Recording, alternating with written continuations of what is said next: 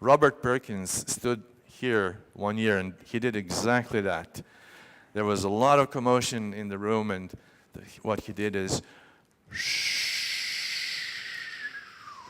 like the wind. He told a story that I cannot tell, but maybe one day we're going to have that also on the WCS website, because we got it in the film. So thank you. Without any further ado, Kate Weeks, the facilitator of the next session, is going to introduce herself and next batch of speakers. Thank you.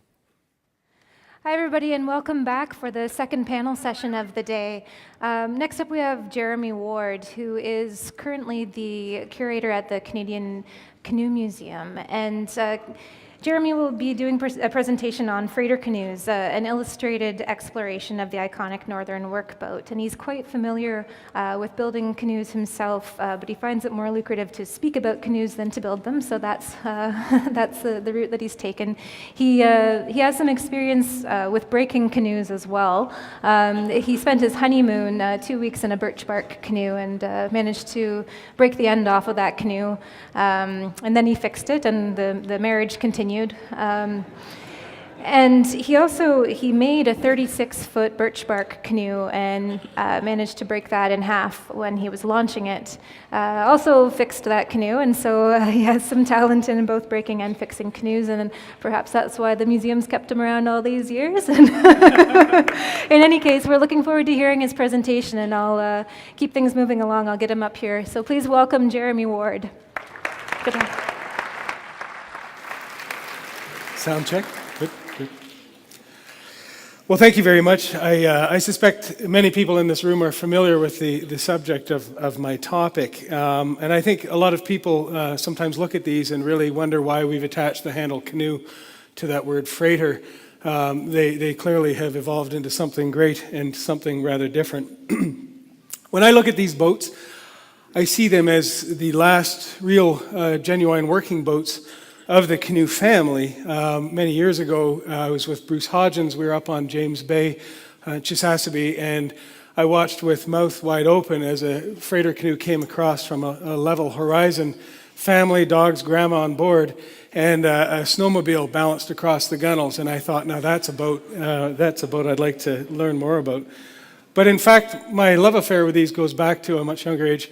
When I was 4, I was given these books. These are children's classics, Normie's Moose Hunt, Normie's Goose Hunt by Vi Cowell, 1968, writing out of Moosonee. If anybody knows Vi, please introduce me. I'd like to have the Canoe Museum reprint these wonderful books.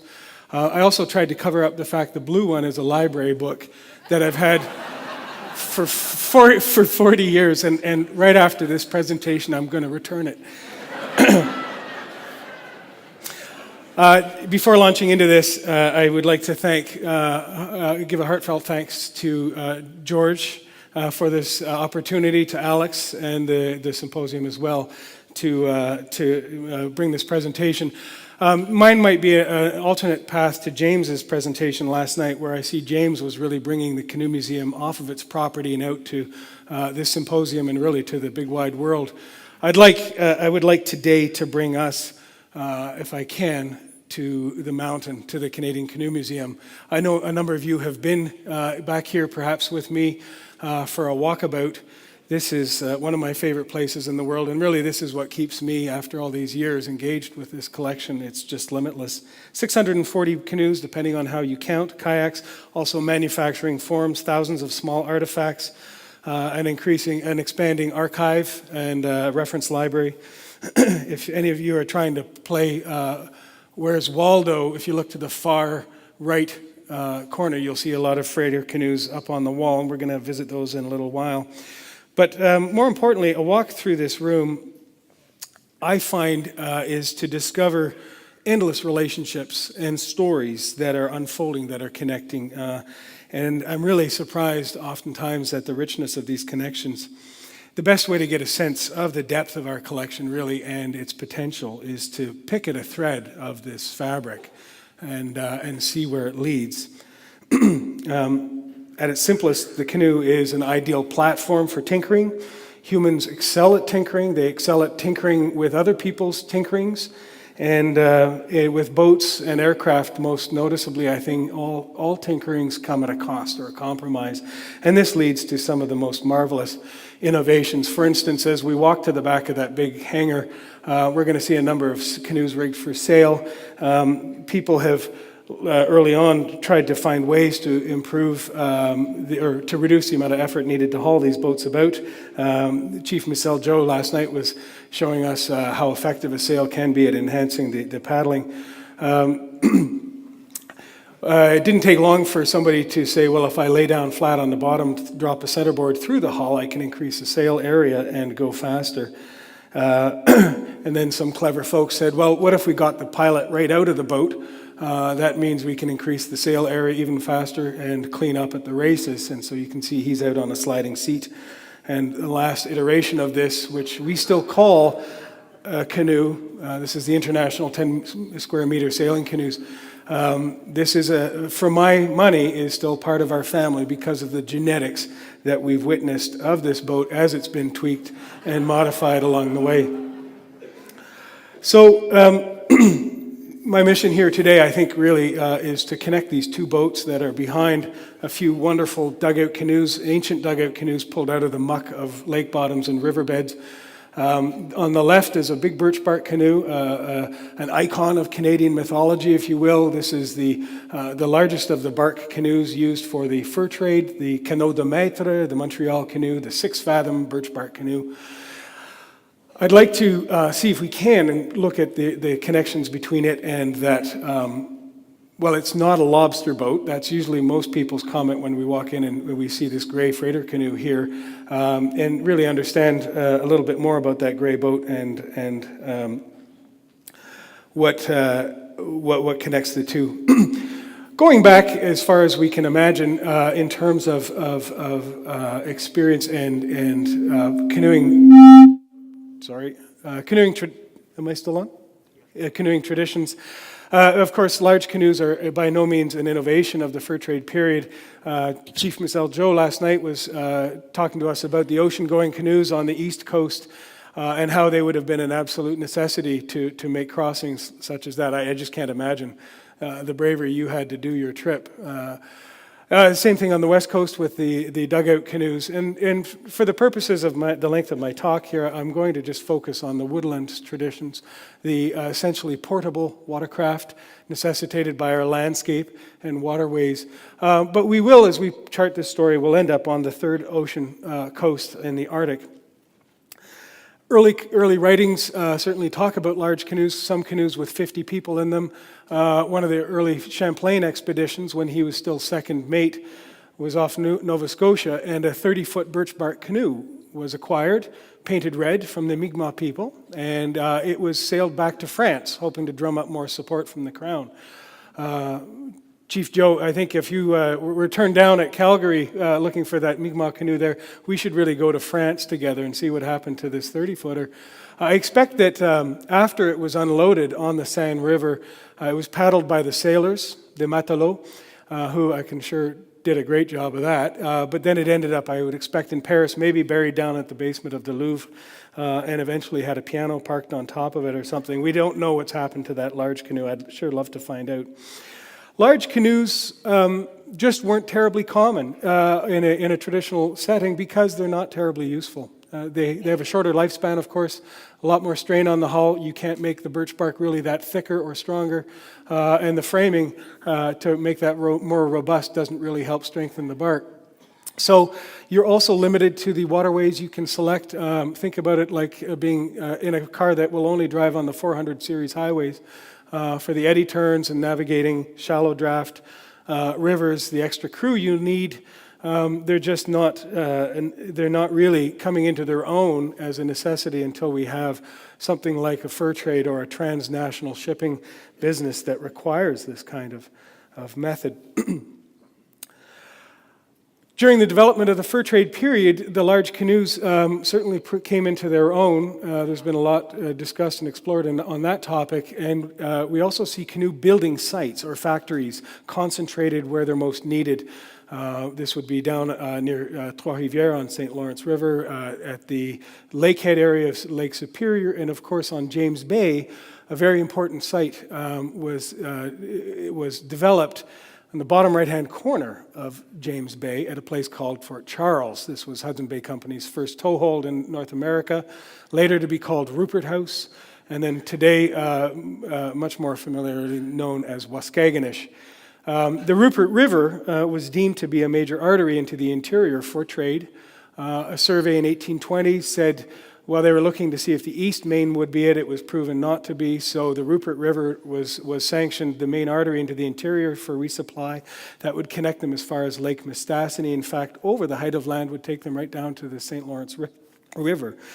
So this became a very important place, not only for the packets of the trade goods, but also for canoe manufacturing.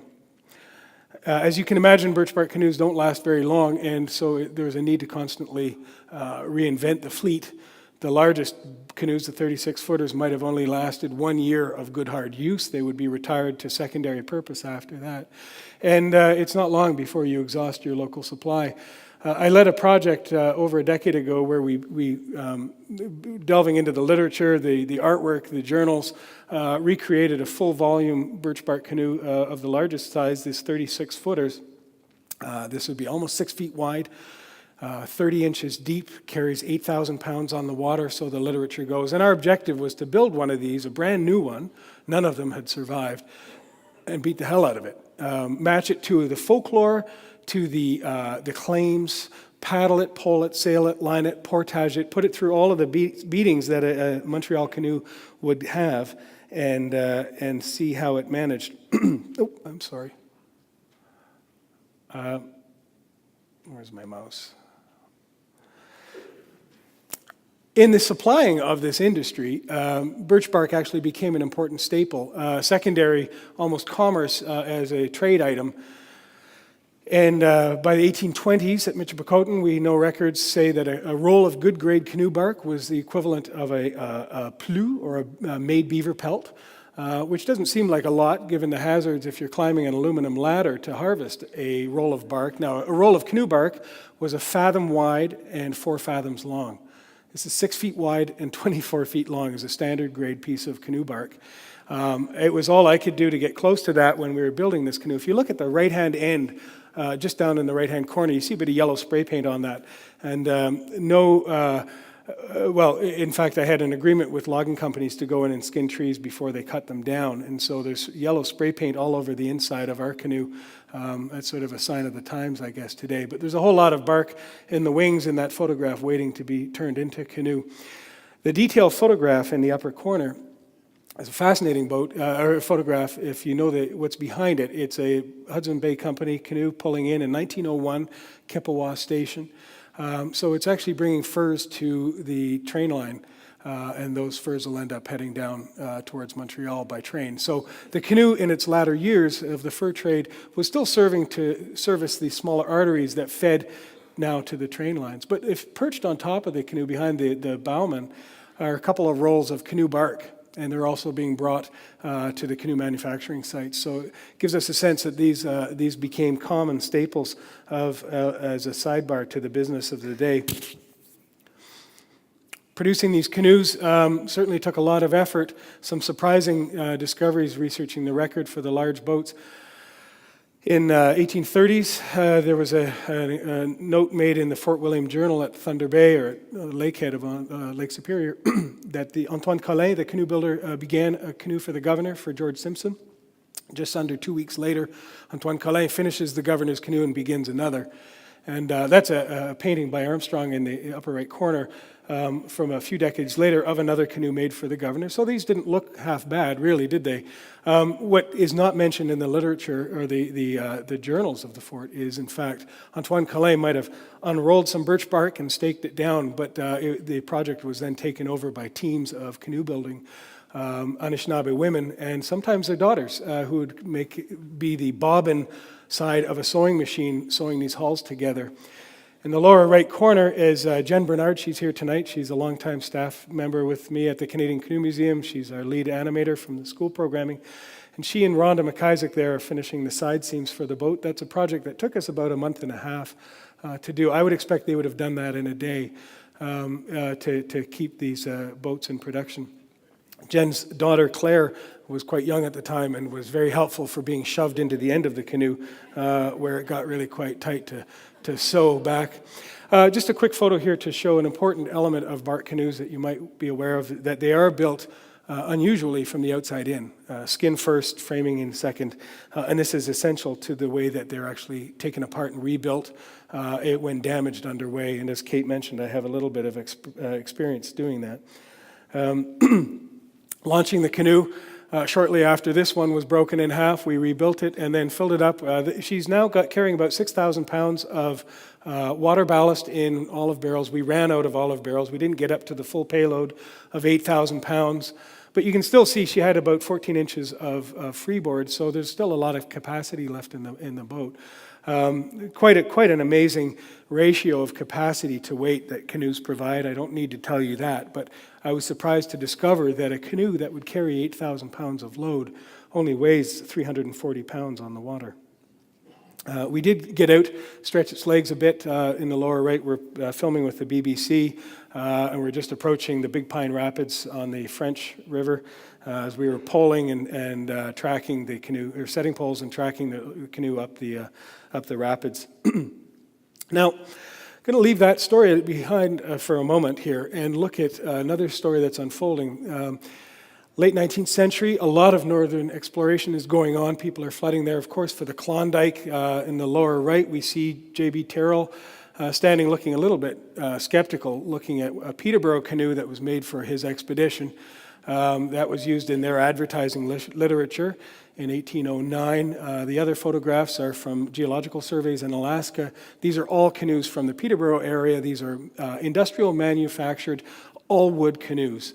Very complex joinery involved in them. The whole notion of a waterproof skin is set aside for these. And these really served that adventurous movement that was sending people up into the north. We recently acquired a canoe that just this year that belonged to George Douglas, a name I know has come up here several times at past symposium. And George was exploring the copper mine the same year that the Titanic was headed towards the ice off Newfoundland. And George was an avid paddler, but he was also an avid sailor. And so one litmus test that really shows us this is one of George's boats is that upper right, you see he's got a little turning block there. He was always fitting sailing hardware into all of his canoes that I've seen, just to find any opportunity. Paddle when you must, I guess, sail when you can. George's book, Lands Forlorn, he writes about traveling up the copper mine, and I was really excited to find out whether or not we had George's canoe. Maybe Polaris, the one he actually paddled from Great Bear Lake overland and then down the copper mine to the coast, or Procyon, which was another canoe that he'd stashed near Fort Norman on the Mackenzie. Douglas talks about punching a hole in the bottom of the canoe, and he spent the next morning fixing the bottom with a strip of sheet brass. So the second thing we did when we acquired this canoe was flip it over. And if you look in the large background photograph, you can see a strip of sheet brass. I was pretty excited about that, but then discovered that George mentions punching several more holes in the canoe, fixing those with brass, and ours only has one such repair. Now, a little sidebar to that strip of brass coiled up in the upper corner came to us from Walter Walker, who recently died at 102. And when he began learning canoe building at Lakefield Canoe Company, who made this boat, he later left to us all of his tools and equipment, and I found this little roll of brass sheet metal. I had no idea what it was doing in his toolbox until I looked at George's canoe, and in fact, this would have probably been a factory-approved method of keeping your boat underway. It would require a small egg beater drill, soft nails, or clenching tacks, some of the sheet metal, and so on. It was a very different manner and method of maintaining a boat while underway, and very, I think, culturally different from what was being used by First Nations peoples in the far north. Culturally, it was so different from a bark canoe to need to address the machinery of the planking and all of that. Back to our location on James Bay at Rupert House. Birch bark supplies might be dwindling. Certainly, canvas is becoming more affordable. And a fellow in Rupert House, who later went on to be chief, in 1902 experimented by unrolling a bolt of canvas on the ground and building a birch bark canoe using canvas. This was also being done elsewhere, and it made a relatively good boat. It certainly showed promise. And for the next 18 years, they were building birch bark canoes using canvas as the outer rind. Hudson Bay Company supplied the paint to make them waterproof, and it was something of a cultural shift, but in fact, the essence of these boats is very familiar. They knew how to fix them, they knew how to get at them when they needed to, and keep them going. Quick story, when I was, some years ago, I was on a canoe trip in central Quebec with a friend, and we picked up a wood canvas canoe when we arrived from a contact. He had recently canvassed his canoe, but he hadn't worked into the canvas the hardening paste that is essential for these, and it was a secret recipe by every company that produced them. He just simply painted them like these were painted. We were doing our canoe trip in late October, and after about 2 days of canoeing, paddled over a sharp beaver cutting, and it just caught the weave of the canvas through the paint and cut a 3-foot slit out of the canvas, and we flooded right to the gunnels in the middle of a lake. Thankfully, we're able to figure that out. But certainly, raw canvas with paint on it, they would have been busy maintaining those boats like nobody's business, from my recollection anyway. 1920s, another shift comes to the making of these fur trade canoes at Rupert's House. This is an important step, that a mold, a canoe building mold, which is really like a cobbler's last, shaped like the airspace inside of a canoe, and it has these stripes of metal. We saw one last night on, was it the Nunaluk documentary, moldering away in the grass. You can see the metal strips on this form. You're now building a canoe from the inside out rather than from the outside in. It's a paradigm shift, to use that word. It was a way to speed up production, and Rupert House is trying this out. What's very interesting, though, is that the canoe builders at Rupert House were still going down to Nottoway and Broadback rivers to the south to get their cedar, but they would split up the logs, they would dress them down with crooked knives into ribs, just hand carving these canoe ribs just as they would for a birch bark canoe, and they'd bring them back and they'd assemble them over a space-age canoe building mold like this. So it's interesting to imagine this sort of blending of a very ancient practice with new innovations. The upper detail on the left shows one such canoe pulled off of a form, now getting canvas stretched over it. Thank you. Chestnut Canoe Company gets into the mix here, and they are producing canoes. This is for brigades, Fort Chimo moving into the interior of Ungava to Mackenzie. And a tour in our back building, you'll see original chestnut forms. Some of these were used to make the canoes in the back photograph. If you look at the canoe in the upper right, the canoe building form, it's an important change that's happening here in that they're modifying these double-ender paddling canoes in order to be able to hang motors off of them. These are called Y-sterns. At the waterline, they're still double-ender paddling canoes. They are a displacement hull, but you have a nice convenient ledge to hang a motor off. There is also, of course, later experimentations to square off the backs and make a much bigger motorboat. Many of you, or some of you, might have rattled out the Rupert River to Waskaganish in the 60s and seen this site. Between 1920 and 1954, over 1,300 of these freighter canoes were made at Rupert House. These were now officially called Rupert House canoes, and they were being shipped all around the north. You can see in the lower photograph here a Rupert House freighter canoe being loaded up and being taken out of the community. The photograph in the upper left, from a canoe building point of view, is an important one because you see the flare right at the gentleman's ankles. In fact, the hull is in a bell curve up to the gunnels, keeping the wash out of the hull. if you think about stretching canvas over a boat, it will not follow that curve. It'll describe a straight line rather than sucking in tight. So they've now been modifying their forms for the use of fiberglass and resin. By the 1970s, the canoe building industry there is wrapping up. But I'm delighted to say that our canoe at the Canoe Museum, the middle canoe there is one of their 20-foot wide Y-stern freighter canoes. It's my hope that at some point we'll bring her down and bring her back to glory with a skin of canvas on it. There are very few of these surviving today. Of course, that would be a boat you could say was used hard and put away wet, and they would be allowed to rot on the shore. There's another Rupert House canoe in our collection. This is a much bigger one. She's 24 feet, named Chichu. And she was bought by a game warden who brought her down to Lake Ontario as his patrol boat. He named it for George Chichu from Moose Factory, who was his moose hunting guide when he'd go up there. Now, the game warden, named Claude Winters, handy with tools, he built the wheelhouse cabin and all of that. The driver's seat for this boat comes out of a Second World War bomber trainer. And you can see on the transom there that bell curve flaring that we saw in that other canoe that was flipped over. This is very much a Rupert House canoe of their largest size. One last story or company I want to tell you about as we wrap this up. And this is the enduring legacy today, a company that you'll be familiar with if you've landed on beaches across the north. This is Canot Nord-Ouest out of Prévost, Quebec. It's a story that takes us back to the 20s in Alberta. A Francophone family is building canoes for prospectors, and a young fellow named Augustin Guerrier-Py, he's seen in that photograph wearing the cap, works for a company that's making canoes for the Hudson Bay Company in Alberta.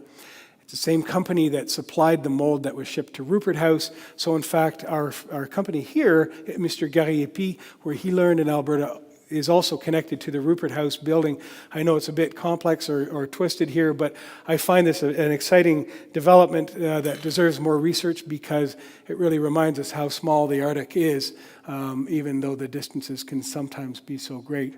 If you've been up north, this will be a site that we might see less and less of as the other boats get on the scene and take over, but still the freighter canoes are very much valued. They don't look like the original birch barks or the double enders. They've been modified to become really individual family hunting boats, moving hunt camp, bringing snowmobiles, you name it, or drums of oil. And Canot Nord-Ouest, this company out of Prévost, they're in their third generation of family ownership. It's owned by the two grandsons of the original maker. They produce about 160 of these big freighter canoes a year. 90% of their sales are to Nunavik, and Northwest Territories. So this is really a story that's deeply embedded in the Arctic. And this company is carrying on, for my money, a very ancient tradition that still stirs my heart. Thank you very much.